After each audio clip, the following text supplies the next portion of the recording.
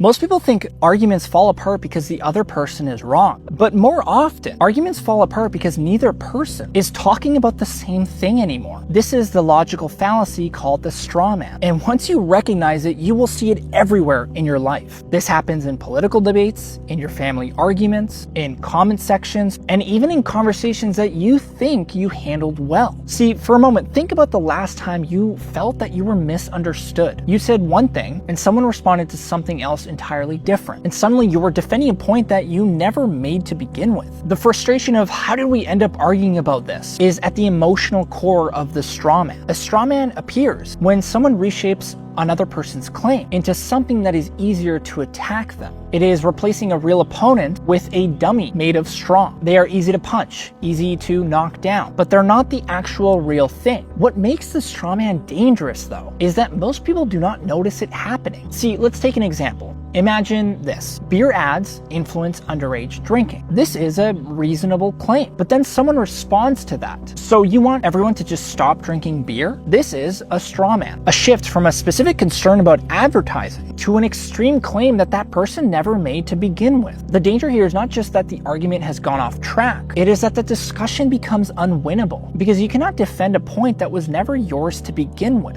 Philosophers point out that we often misrepresent others because our own mind takes shortcuts. It simplifies complex ideas into ones that we already know how to fight. The brain avoids uncertainty by turning nuance into something more familiar for us. But this instinct within our own mind costs us greatly. We stop learning from other people. We start reacting instead of thinking. And we lose the chance to understand views that could genuinely improve our own. Misrepresentation can take different forms. First is oversimplifying an idea until it becomes absurd, like reducing evolutionary theory to humans came from monkeys. Second is highlighting hypocrisy instead of engaging with reasoning. You eat meat, so your moral argument about animals does not count. Third is responding to a question that was not asked. A common political move is changing a topic to an easier one to answer. These forms differ, but they all share the same pattern. The real argument disappears. The real danger of the straw man is that when people feel misrepresented, they end up shutting down. They stop sharing or they stop listening to you. They begin defending their identity instead of discussing ideas. Once that happens, no reasoning, no matter how good, will get through to them. Before you argue, you must see the other person clearly, not the version that you're tempted to construct.